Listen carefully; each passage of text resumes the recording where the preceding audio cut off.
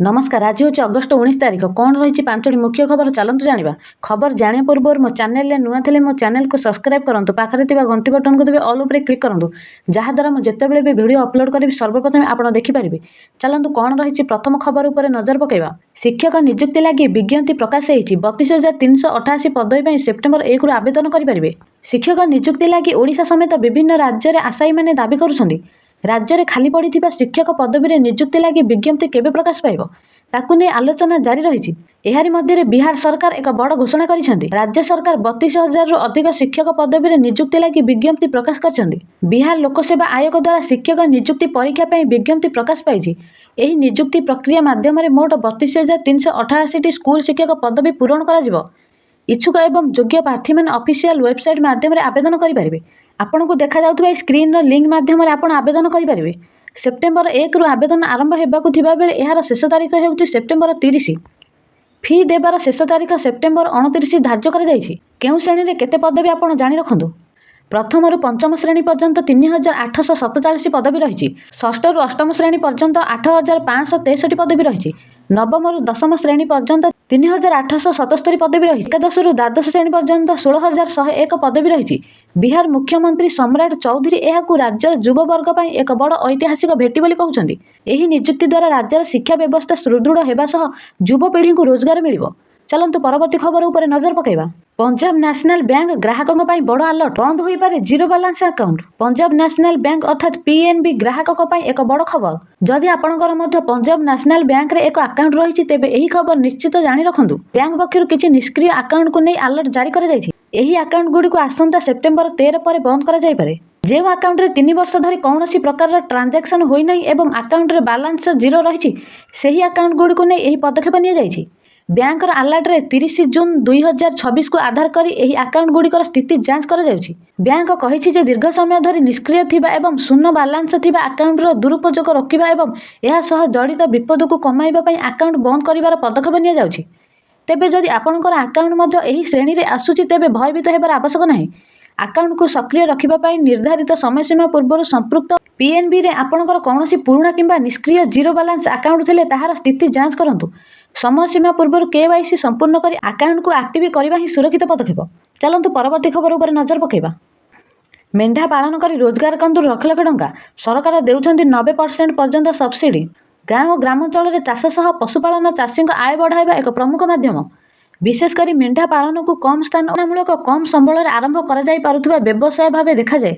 मांस और उल माध्यम मेंढा पालक भल आय करें। ग्रामांचल में पशुपालन को प्रोत्साहन देवाई सरकार अनेक योजना चलाउछन्ति। एथिरे मेंढा और छेली पालन सह जड़ित लोकों पर आर्थिक सहायता व्यवस्था रही। विशेषकर नेशनल लाइव स्टॉक मिशन अधीन किसी योग्य लाभार्थी को मेंढा छेली संबंधी कार्यकलाप 90% पर्यंत सरकारी सहायता मिल पार। मेंढा पालन माध्यम परिवार सदस्यों स्थानीय स्तर में रोजगार और स्वरोजगार सुजोग सृष्टि हुए। मेंढार मांस और उल मिलुथिबारु एकाधिक उपाय आय कर जाई पारे। अन्य पशुपालन तुलन में मेंढा पालन अपेक्षाकृत सहज बोली धरा जाए। मेंढा जमी और मैदान में थिबा अनावश्यक घास और जंगली गछ खाई प्राकृतिक भाव सफा करिथाए। यह चाषी जमी परिचालन मध्य सहायता हो पारे। एनएलएम परिचालन निर्देशावली अनुसार वन अधिकारी आईन अधीन में योग्य अनुसूचित जनजाति लाभार्थी किसी छेली बा मेंढा प्रजनन कार्यकलाप 90% पर्यंत सहायता व्यवस्था रही। चलंतु परवर्ती खबर उपर नजर पकेबा। अगस्ट 24 रे जन अभियोग शुणाणी करेंगे मुख्यमंत्री। 19 रु पंजीकरण आरंभ। आगामी अगस्ट 24 तारीख सोमवार मुख्यमंत्री मोहन चरण माझी विभिन्न जन अभियोग शुणाणी करेंगे। मुख्यमंत्री यूनिट 2 अशोकनगर भुवनेश्वर स्थित पूर्वतन सरकारी प्राथमिक विद्यालय ठारे अभियोग शुणाणी करेंगे। सकाळ 8 घटिका समय से दिन जनसाधारण विभिन्न अभियोग शुणाणी करेंगे।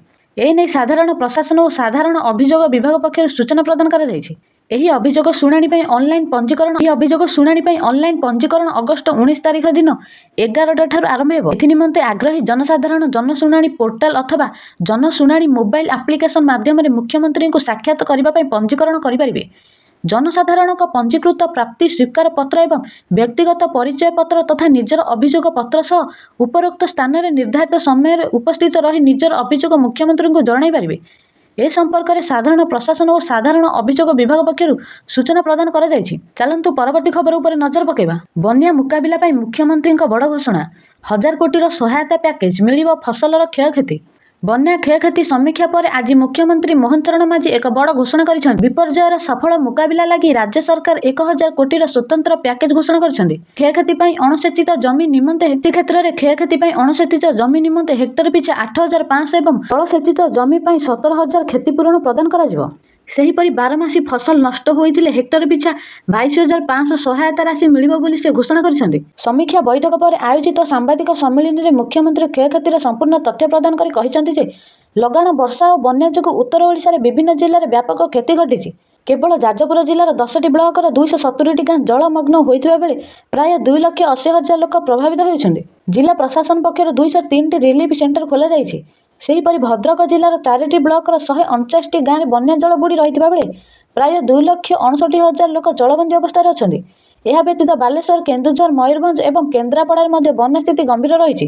ସମୁଦାୟ ଭାବେ ଉତ୍ତର ଓଡ଼ିଶାର 6ଟି ଜିଲ୍ଲାର 74ଟି ବ୍ଲକ ଏହି ବନ୍ୟାରେ ପ୍ରଭାବିତ ହୋଇଛି। ମୁଖ୍ୟମନ୍ତ୍ରୀଙ୍କ ସୂଚନା ଅନୁସାରେ ମୋଟ 1381ଟି ଗାଁର ପ୍ରାୟ 9,40,000 ଲୋକ ଜଳବନ୍ଦୀ ହୋଇ ରହିଛନ୍ତି। ଉଦ୍ଧାର ଏବଂ ରିଲିଫ କାର୍ଯ୍ୟକୁ ତ୍ୱରାନ୍ୱିତ କରିବା ପାଇଁ ଏହି 6ଟି ଜିଲ୍ଲାରେ 45ଟି ଓଡ୍ରାଫ ଏବଂ 8ଟି NDRF ଟିମ୍ ମୁତୟନ କରାଯାଇଛି। ଏମିତି ଦେଶ ବିଦେଶର ଅପଡେଟ୍ ଆଉ ପାଣିପାଗର ସୂଚନା ଜାଣିବାକୁ ମୋ ଚ୍ୟାନେଲକୁ ସବସ୍କ୍ରାଇବ୍ କରନ୍ତୁ। ଭଲ ଲାଗିଲେ ଭିଡ଼ିଓଟିକୁ ଲାଇକ୍ କରନ୍ତୁ। ରହୁଛି, ନମସ୍କାର।